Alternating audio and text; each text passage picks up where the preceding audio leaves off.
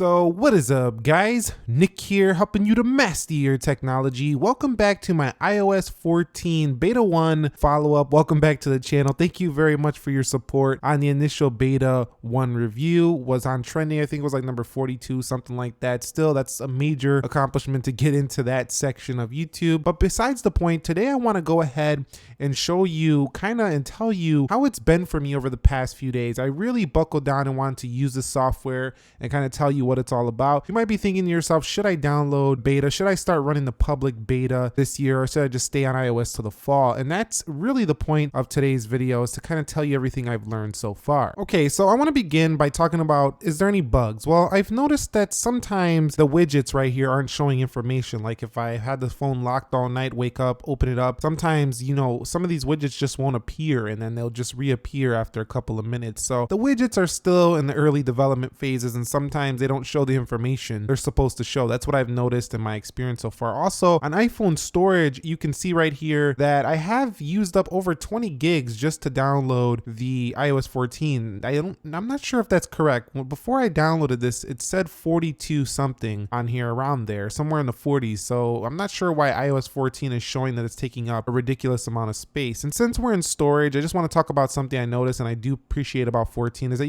you don't have the search icon up here to go ahead and search things within the storage. So if we go to Instagram, you could see Instagram taking up 224.6 megabytes on the download. So that's pretty nice. But other than that, I haven't noticed many major bugs. I actually haven't really had any app crashes except for last night. Safari did crash, but Safari's crashed before on 13 for me as well. So it's not like I'm going to blame iOS 14 for Safari closing out one time. But in the past 3 days, that's the only thing that's happened. So it's actually been quite smooth. So somebody pointed out to me in the comments about this new tap back feature within accessibility. So we'll go to accessibility and touch. And back here at the bottom, you can see there's a new back tap feature. So you can double tap here to pick basically anything you want to do. Lock the screen, for example. So let's test this out. We're going to double tap on the back.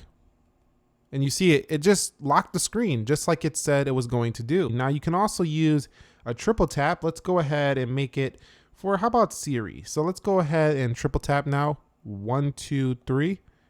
And you can see Siri does appear down there. So definitely a nice little feature here. Okay, and also something I've really been enjoying about iOS 14 here is that the ability to have this app library, not just that all these apps right here, but you can actually take a new application you just downloaded. You can hit remove app and it's not going to initially delete it, but you can just add it to the library and basically get it off your screen. If you want a little bit more organization without having to make a bunch of folders, you could simply do that and then it'll automatically, you know, tweak it and put it in the right folder where it does belong. I do like also how you could just remove these applications off the home screen by hitting edit home screen and just kind of remove the pages. So it doesn't remove them off the app screens, but it does remove the pages. So it's kind of like they're not there until you put it back and then you have less pages. I also like here in 14 how we can go ahead, hit that edit home screen and kind of just swipe through the pages very quickly like this. So that's pretty neat as well here for 14. Now for the first couple of days I was using this, I was adding applications to the iPhone, installing them from the App Store, and I realized, where the heck are my apps? And then I realized in settings, if we go to settings here, you'll see there's this little button here, or this little section called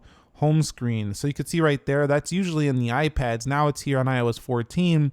It'll tell you here where you want new apps to go, straight to the app library only or straight to the home screen. So you really don't have to worry too much cluttering up your home screen if you just put it to app library. But then you're going to be like, where's my app? Well, it's in the app library. So put it to add to home screen if you want it like it was before. Okay, guys, so I briefly touched on the phone calling experience. When you get a call on your iPhone, how there's a little pop-up up here. You can see Jack's calling right now, but definitely we can end it or kind of swipe it up and it'll go up here in the left corner. And then if we tap it again, you can bring it back to that full screen, come out and go like that. But really, I've really just enjoyed how when somebody's calling you, and it's really nice because, you know, before it would just take up your whole screen. So I really have been enjoying this over the past few days. And I think this is one of the best features of iOS 14, and it's something that on the surface it looks cool, but then when you're actually using it, you really start to appreciate it. Now, it's something that's been on Android, so I'm not going to hype it up like it's some new thing in the world of phones, but it's still pretty amazing that you can now do this for people who have been using iOS. So following up on the Safari experience, I didn't really touch on this too much, but there's a new little feature. If you hold down right here, you can see close this tab, and there's just a little bit different right there. Now over here at the top too, if we click the double A's right there, you can see tracking report. It'll show you what's tracking you the most. And then right here, you can see that it's not really showing the text. So that looks like that's a little bit of a bug here on the iOS 14. I just discovered that right now. So definitely some things need to be worked on. Here we're watching the video from a few days ago. Now if I swipe home from this view, it automatically goes into picture-in-picture mode. Now you can pinch in to make this larger, and I really do like how you could do this. You could just swipe over to the left and do whatever you're doing, but the audio is still playing. See that? So this is not split screen. This is not pop view like Samsung has, but still it's kind of like what the Pixel has when it comes to picture in picture from YouTube, but you can't make it larger on the Pixel. Now, when YouTube gets this update for iOS 14, that's going to be incredible, because then you could be doing different things and actually make it larger, bring it to the top, do stuff at the bottom. So it's somewhat of a way of multitasking here now on the iPhone. It's something. It's better than nothing. I would still like to see split screen, which is one of my things I'm still requesting that Apple brings, but at least the picture in picture has been a great experience. So following up on the camera experience, I've noticed that the photos snap a little bit faster. Also, you can kind of hold down like this and lock it just like you could do on the iPhone 11 on these older iPhones, which is neat for iOS 14. It didn't have that feature on every single iPhone for the iOS 13. So you're getting more of those Pro-like features, although there is still a exclusive feature for the 11 Pro, which has an exposure setting. It's still nice as you can change the video settings here on the older iPhones now. That's pretty neat. And also you'll see that there's a little green dot up there. We talked about that already. But if we go into settings here and I go to, not cellular, the camera section on this phone, let's go to camera. You'll see right here in camera, it does say some new things like prioritize faster shooting. So definitely gonna prioritize that because I like quick photos. And then down here it says you can have the ability to keep the normal photo as well as a smart HDR photo. Didn't see that one in 13 either. They move formats up to the top. I still don't like how you have to go to settings though to get to your camera settings. I wish they would just put a little icon up there, tap it and go right into the settings. But at least you can do more tweaking within the camera itself, kind of like the 11 Pro with changing the video and stuff like that. Okay, so I noticed within iMessage too, if you're within a group chat and you kind of like, type the person you want to, talk to within that group. So you just put @Jack, for example, here, @Jack right here. And you'll go ahead and tap the space and it'll light up blue. So when you're within a group chat of multiple people, that will happen and it'll know that you're talking to that specific person within the group. You can see the bubbles get a little bit larger as well within iMessage here. But I also noticed that if you go ahead and hit the recording button, now there's a kind of like an orange dot up there. See up here, dictation recently. Right there. So that's going to be nice for, I'm thinking when somebody's trying to track you down in a website or something and you get like, something going on in the background where they're recording audio and you want to know about that, that'll be neat right there. And so buckling down on the privacy here. And also within iMessage, you can now have the ability to pin people or conversations to the top. You can see it's now pinned, and to just get these contacts and things just unpinned from up here, you can just go ahead and hold it down, and then you could go over here and just hit unpin and it will unpin that conversation. Now you'll see that it is gone and there's no more Apple up there within my pinned messages. So I kind of cruised around Apple Health and I noticed that there's this new mobility section. Didn't see that in 13. Also, we talked a little bit about sleep. I actually didn't set up sleep yet. Still working on getting my Apple Watch updated to the new beta. But overall, I'm really excited about the sleep feature over here on iOS 14. Definitely really neat that it's going to be more comprehensive based on Apple's way of doing it versus kind of just using, these third-party sleep apps, which I actually purchased and one of them didn't work that well for me. So definitely think that you're going to love this in iOS 14. Discussion on Siri. Weather for Chicago. You can see it kind of gives you like a little briefing up here, what you're saying, and it's nice and compact now. I've actually been enjoying this, but I'm kind of like getting used to it because when you're holding it down, you don't really pay attention to that always down at the bottom. So you got to kind of remember that it's no longer going to take up the full screen.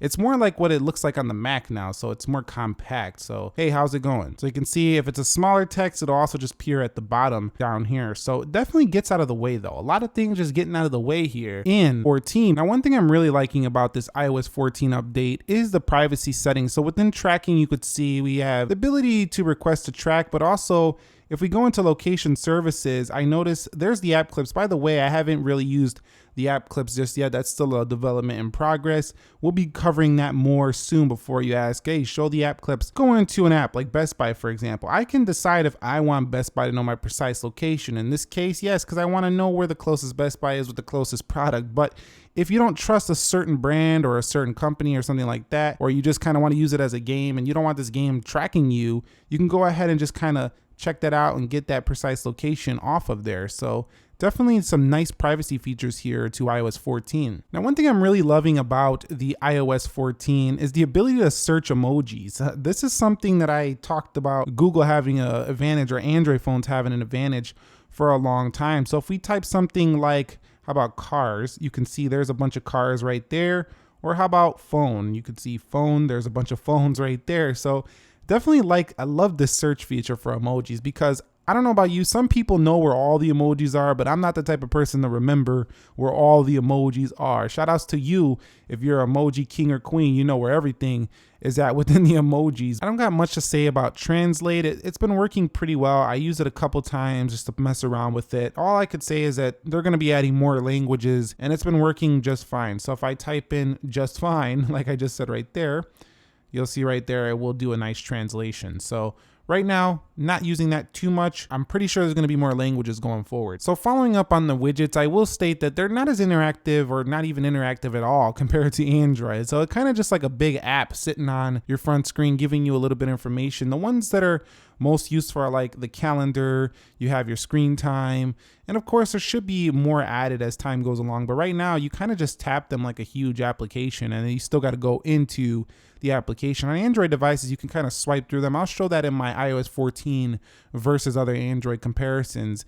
But the one that's most interactive is the Smart Stack widget right here, but it's still kind of just swiping through more of the same widget, not really interacting with that widget. For example, and you could see right there, that's what I was talking about, how sometimes earlier that the widget doesn't display the information. Like, I can go through this, but I can't scroll through the news article, for example. I can't swipe through and see different news articles. I still have to go within Apple News to see more news articles. So they're kind of just big apps just sitting there on the screen showing you information. I'm not saying these are bad. It's still nice to have this on here. And if all you want is an at-a-glance information, it's great. But they can improve it in being more interactive in future iOS versions. Somebody asked about the clock. No, there's not a clock widget yet. I would like to see Apple bring a clock widget before the official. Okay, guys. So within settings, the emergency SOS, I noticed that you can now do a countdown right here, a countdown sound. So that's just something I didn't see in the iOS 13. In addition, I want to talk about the maps a little bit, because I also want to talk about the maps a little bit. So there is biking directions now, but it's not available in my city right now. Chicago doesn't have this yet.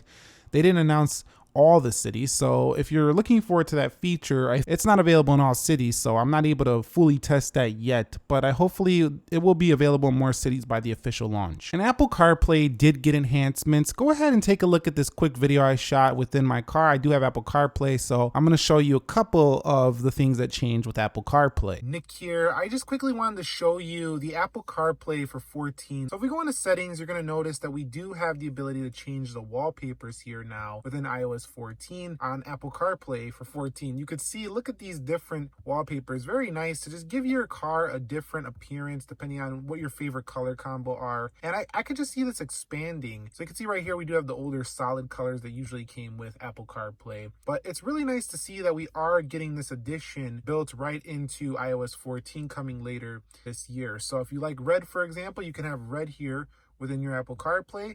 And also if you like green and blue, maybe we can do green and blue right there for Apple CarPlay. You'll also notice that we do have the ability to make this automatic as well, and that will put it in more of a bright theme for the daytime. And then we can kind of go ahead and put this in a dark mode for the nighttime. So really appreciate this feature in iOS 14. Let me know your thoughts on the CarPlay for 14. And I want to touch on a couple of things that a lot of people have been asking. How's the performance? The performance has been smooth. Actually, I feel like it's faster than iOS 13. The animations just look quicker and snappier. Now the battery over here on iOS 14, how has it been? Well, it's been pretty similar to what I had on 13.5.1. I'm getting through a day easy. I could say that as of right now, the battery hasn't been terrible for the 14 beta. You can definitely use it and get through a day. And really, it's probably going to come down to the phone you're using. Like if you're using an older iPhone, it might destroy that battery a little bit faster. But if you're using a bigger iPhone or like an 8 Plus, for example, it probably will still get you through a day. Okay, so there's the Geekbench score here for iOS 14 on the XS Max. Looks a little bit lower than normal, but at the same time, like I say, in the real world, it's been performing just fine. I also want to mention that AirPods get spatial audio here, but what I really noticed about the iOS 14 is that it just responds super fast to the AirPods so far. So it's looking like AirPods are going to be good here for iOS 14. Also, if we go to settings and we go back and we go to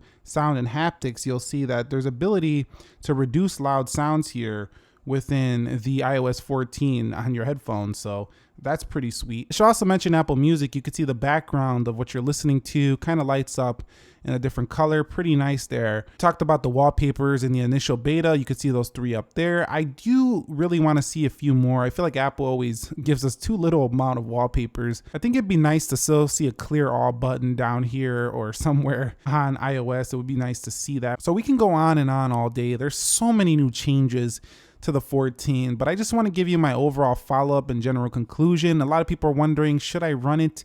And right now it's really early to say, but it's been running pretty well. And I think if you have a spare iPhone, it would be nice to try it out. Definitely if you can get on the public beta, go for it. It definitely will be a nice little way to experience the new iOS, but I probably wouldn't recommend it for, your main iPhone. It's just too risky to go ahead and put a whole software on, at least if you're not going to do a backup. So definitely do a backup if you're going to put this on your main phone. And last thing I wanted to mention, I just kind of like the battery widget because we no longer have to swipe down, especially if you bring that battery widget to the home screen.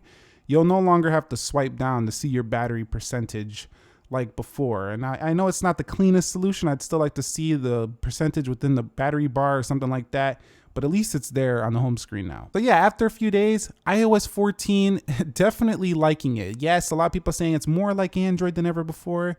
That's true to some degree, but some degree it's not. It's still not super interactive widgets. It's still nowhere near the customization level of Android where you can go ahead and change the theming out. You could change the way the icons look. You can change the size of the icons, putting them anywhere you want. For example, icons are still not being able to be placed anywhere. They'll still fly up to that corner like that. You can't just place it here, or over here, over here, over here. You could do that on Android, not here on iOS. Let me know your thoughts, your experiences on it if you've downloaded it, and if you enjoyed this follow-up, thumbs up, subscribe if you haven't already. We got way more content coming. I'm also going to be covering it on some of the older iPhones, and I plan to compare it to Android, One UI, stuff like that. So be subscribed for that. Thank you very much for watching. Stay safe out there. Stay well. Nick here. Peace.